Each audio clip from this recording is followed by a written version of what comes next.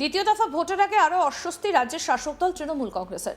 সম্প্রতি একটা video viral হয়েছে সোশ্যাল মিডিয়ায়। সেখানে দেখা যাচ্ছে একটা মাঠে জনসভা করছেন দমদমের তৃণমূল সাংসদ সৌগত রায়, কিন্তু তৃণমূল প্রার্থীর সমর্থনে সেই জনসভায় মাত্র কয়েকটা চেয়ার ছাড়া বাকি সমস্ত চেয়ার ফাঁকা। ভোটের মুখে তৃণমূলের জনসভায় ফাঁকা চেয়ার নিয়ে প্রশ্ন উঠেছে। এই ভিডিওটা নিজের এক্স হ্যান্ডেলে শেয়ার করেছেন বিজেপি নেতা দেবজিৎ সরকার। আসুন আপনাদের সেই ভিডিওটা দেখাই আগে, দেখুন।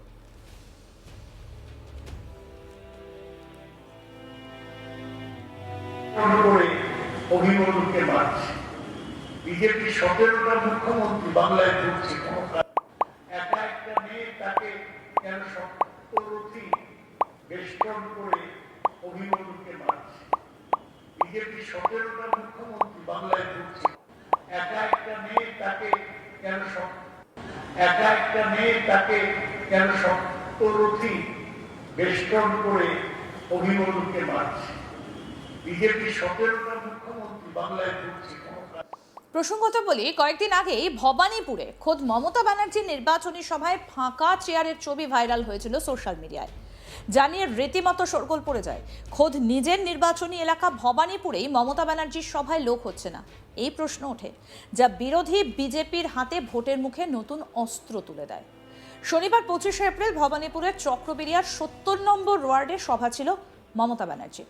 29শে এপ্রিল 2026-এর দ্বিতীয় দফার বিধানসভা ভোটের আগে দিনে অন্তত 3 থেকে 4টে জনসভা করছেন মমতা ব্যানার্জি। এর মধ্যে আবার রয়েছে দলীয় প্রার্থীদের সমর্থনে পদযাত্রা। এর মধ্যে শনিবার রাতে ঘটে গেল সেই অপ্রত্যাশিত ঘটনা, যার জন্য আদৌ প্রস্তুত ছিল না এবারের ভোটের অন্যতম চর্চিত বিধানসভা কেন্দ্র ভবানীপুর। কেন বলছি ভাবছেন তো? 70 নম্বর ওয়ার্ডের এই সভাটায় যখন মমতা বন্দ্যোপাধ্যায় মঞ্চে ওঠেন, তখন একই সময় এই চত্বরে ছিল ভবানীপুরে মমতার প্রতিদ্বন্দ্বী শুভেন্দু অধিকারীর সভা। কিন্তু গণতন্ত্রে সবারই সভা করার অধিকার আছে, তাই একই সময়ে দুই যুযুধান শিবিরের শীর্ষস্থানীয় প্রার্থীর সভা থাকতেই পারে, এর মধ্যে কোনো ভুল নেই। কিন্তু মমতা ব্যানার্জির অভিযোগ করেন, শুভেন্দু অধিকারীর সভার মাইকের মুখ ছিল মমতা ব্যানার্জির সভা মঞ্চের দিকে, যাতে মমতা ব্যানার্জি সভা করতে না পারেন। বিষয়টা বুঝতে পেরে শেষ পর্যন্ত কিছুক্ষণ অপেক্ষা করে সভামঞ্চ থেকে হাত জোড় করে এলাকার মানুষের কাছে ক্ষমা চেয়ে নেন।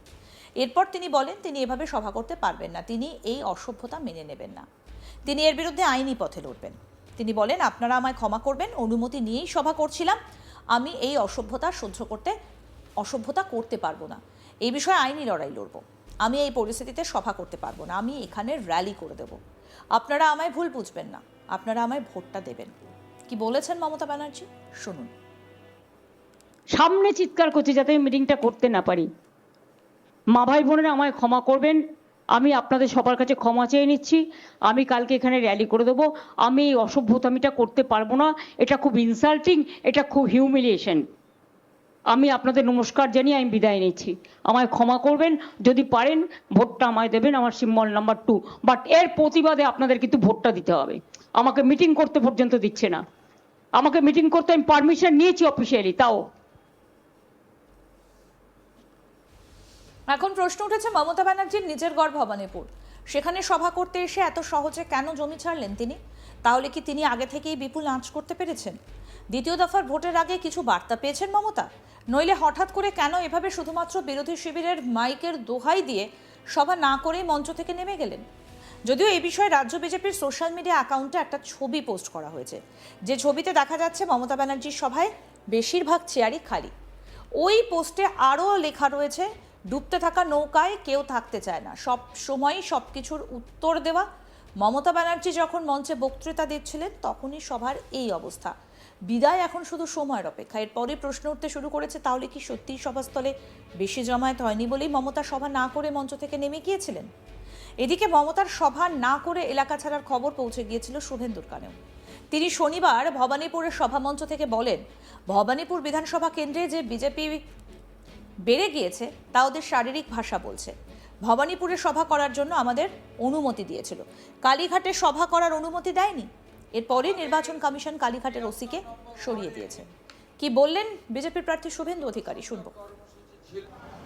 ভবানীপুর বিধানসভা কেন্দ্রে যে হেরে গেছে, ওদের বডি ল্যাঙ্গুয়েজ বলছে আমাদের 73 নম্বর ওয়ার্ডে একটি জনসংযোগ কর্মসূচি ছিল ভবানীপুর থানার অংশে পারমিশন দিয়েছে, কালীঘাটের অংশে পারমিশন দেয়নি। আর ঠিক তারপরেই কালীঘাটের ওসি গণফট ইলেকশন কমিশন হাটিয়ে দিয়েছে। মাইকে গান বাজিয়েছিল, যতই করো হামলা জিতবে আমার বাংলা। এরা কে? হরিদাস পাল বাংলার, যারা আরবি সংস্কৃতি আর গোর্খা সংস্কৃতি পশ্চিমবঙ্গে এনেছে, বাংলাদেশি অনুপ্রবেশকারীদের ঢুকিয়েছে। তারা বাঙালি সংস্কৃতির কথা বলে।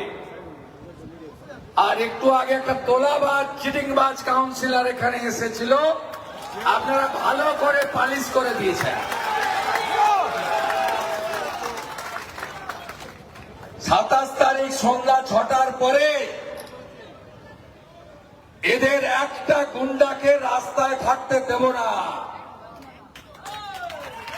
মমতা ব্যানার্জির দম থাকলে লড়ে নাও। আমাকে মোদিজি এখানে পাঠিয়েছেন আপনাকে হারাতে। দ্বিতীয় দফা ভোটের আগে আরো অস্বস্তি রাজ্যের শাসক দল তৃণমূল কংগ্রেসের। সম্প্রতি যে ভিডিওটা ভাইরাল হয়েছে সোশ্যাল মিডিয়ায়, সেখানে দেখা যাচ্ছে একটা মাঠে জনসভা করছেন দমদমের তৃণমূল সাংসদ সৌগত রায়। কিন্তু তৃণমূল প্রার্থীর সমর্থনে সেই জনসভায় মাত্র কয়েকটা চেয়ার ছাড়া বাকি সব চেয়ার ফাঁকা। ভোটের মুখে তৃণমূলের জনসভায় ফাঁকা চেয়ার নিয়ে প্রশ্ন উঠছে। এই ভিডিওটা নিজের এক্স হ্যান্ডেলে শেয়ার করেছেন বিজেপি নেতা দেবজিৎ সরকার। একা একটা মেয়ে তাকে কেন সপ্তরথী বেষ্টন করে অভিমন্যুকে মারছে। বিজেপি 17টা মুখ্যমন্ত্রী বাংলায় ঘুরছে। প্রসঙ্গত আপনাদের বলি, কয়েকদিন আগে ভবানীপুরে খোদ মমতা ব্যানার্জির নির্বাচনী সভায় ফাঁকা চেয়ারের ছবি ভাইরাল হয়েছিল সোশ্যাল মিডিয়ায়।